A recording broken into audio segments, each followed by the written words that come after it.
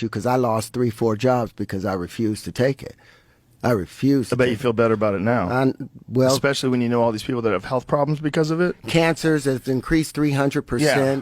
All-cause mortality up 40% in some age groups. Pulmonary embolisms almost up like 500%. Yeah. I wonder what caused that. Well, Crazy. the spike proteins that's being built and collected within the system. We can go into. I can walk you through what the spike protein did to the BRCA1 gene. That's that gene inside of our DNA that tells us that there's damage that's happening, almost like the crews that go along the highway and they immediately put up cones every time there's a problem.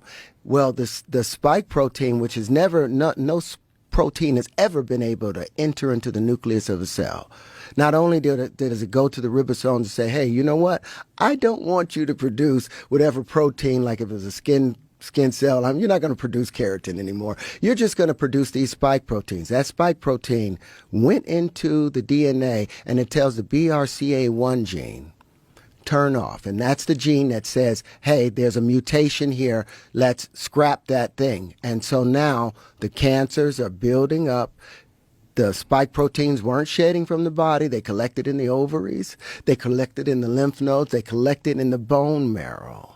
So now we have all of these diseases that's showing themselves because the body is overwhelmed trying to deal with the spike protein that's attaching itself to the ACE2 and the endothelial cells in our vascular system for everybody out there. And the more boosters you get, boom, the worse turning your system off. You're turning it off. Your body cannot defend itself, and it's just collecting. It's just collecting. But it also showed me the bizarre state of human psychology, that people, if you're presented with what could be a potential solution, you want to believe in it so bad that you're willing to defend these companies that have been the most deceptive companies, proven deceptive, not just deceptive, but deceptive in the way that they are allowed to distribute information.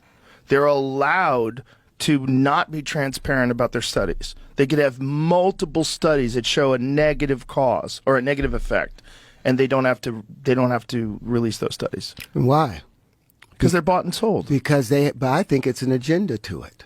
You think so? I think it's an agenda attached to it because they restricted any natural thing like ivermectin. It was worms and it was anti-worms. And what the ivermectin does, it causes the worms to have paralysis, or parasites to have paralysis, because it stops their information from passing. And there's these things called the nodes of Ranvier between each neuron. There's an axion and there's the dendrites.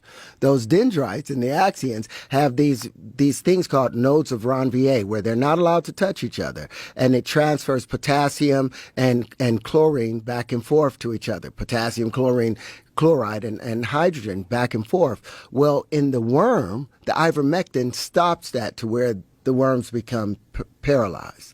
So it was an immediate defense against the pathogen, but they immediately shut that down and wouldn't allow anybody to use it. They showed that it stops viral replication completely in vitro. Yeah, they know that they know that there's a mechanism involved, and they try to pretend. And then they also try to pretend it's dangerous, which is insane. And they even got Rolling Stone magazine on board with it, where they printed an article where they were showing these people that were waiting in line for gunshot victims because so many people were overdosing on horse dewormer.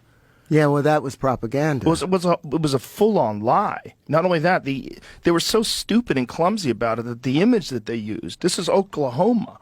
The image that they used was like in the summer in Oklahoma, and yet everybody's dressed in winter coats. It was retarded. The whole thing was so stupid, but so obviously coordinated. It was confusing to me how many people were willing to go along with it and how many people were angry at people who didn't go along with it regardless of what they were saying. Even if what they were saying was reasonable, even if what they're saying, especially if you're talking about like Jay Bhattacharya and these people that were professors at esteemed universities, and they were being silenced, and there was a coordinated effort to remove their posts from Twitter. This is wild shit. Yeah. Unprecedented wild shit. and the population was just going along with it. For me, what was fascinating was psychologically. Like, do you guys not know about deception? Do you not know about profit motive? Do you not know about the history of pharmaceutical drug companies in this country and what they've been able to get away with how many people they've paid? The Tuskegee experiment. Oh, my God. I couldn't understand how black people or people of color were running and trusting the government after what happened to them with the Tuskegee experiment. And for people that don't know what the Tuskegee experiment was, in the early 1920s, a group of government officials came down, doctors, and they went through the black community and they said, there's a sickness in all of you guys and we're going to cure it free of charge. And they injected the black population with syphilis and left it untreated for 60 years and just watched how it ravaged the body. For 60 years, it wasn't stopped until like 1970s, late 70s, that they stopped the experiment. And I don't even know if they've paid reparations. So the government has been using all of these chemical warfare or biological warfare against its own citizens for a long time. Constantly. There's so many instances of it. The So MK that's why I didn't Ultra. do it.